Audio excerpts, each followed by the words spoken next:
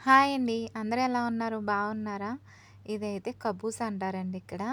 ఇవి చాలా కష్టమైన పనే చెయ్యాలంటే. కాపోతే తప్పదు గదండీ! అయినా మేడం వాళ్ళకి మాకు అయ్యొచ్చు, ఇయ్యొచ్చు అని అస్సలు చెప్పకూడదండి. ఒకసారి చెప్పి మనం చేసి పెడితే ఇంకా చూడండి ఇంక అస్తమాను చేయమంటానే ఉంటారు. నాకైతే అలాగే జరిగిందండి ఈ ఒక్క విషయంలోని. కాపోతే చాలామంది వచ్చిన దాన్ని రాదని చెప్తారు. కానీ మనం ఇండియా కదండీ!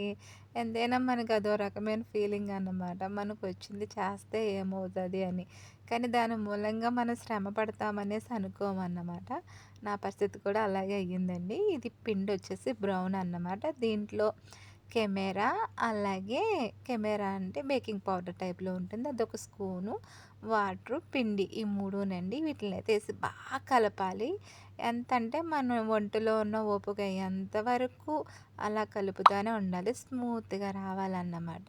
అదొచ్చిన తర్వాత దీంట్లో కొంచెం సగ్గుబియ్యం, వేరే ఎయ్యో గింజలున్నాయండి. అవి కూడా వేసుకొని కలిపేసుకొని చక్కగా ఒక 2 అవర్స్ పెట్టేసుకోవాలి. నేనిలా కవర్ చేసేసి ఒక 2 అవర్స్ పక్కన పెట్టానండి. ఇంక మీకు ఓపెన్ చేసి పిండి ఎలా పైకొచ్చిందో ఏంటో చూపిద్దాం అనుకున్నాను. కాపోతే మా ఇంట్లో చిచ్చర పిడగలున్నారు. నేనొచ్చే లోపల అది బెలూన్లా రావడం మూలంగా వాళ్ళు గుచ్చేసారన్నమాట. మొత్తం గాలంతా అయిపోయింది. ఇంక సరే అని జెప్పేసి నేను మళ్ళీ పిండిని ఒకసారి కలిపేసుకొని చిన్న చిన్నగా రౌండ్‌గా చేసి చిన్న చిన్న చపాతీల్లా చేశానండి. వీటిల్ని కొంచెం పాన్ వేడెక్కాకైతే వేసుకోవాలి. ఒకవైపు అయిన తర్వాత ఇంకో వైపు తిప్పుకుంటా ఉండాలి.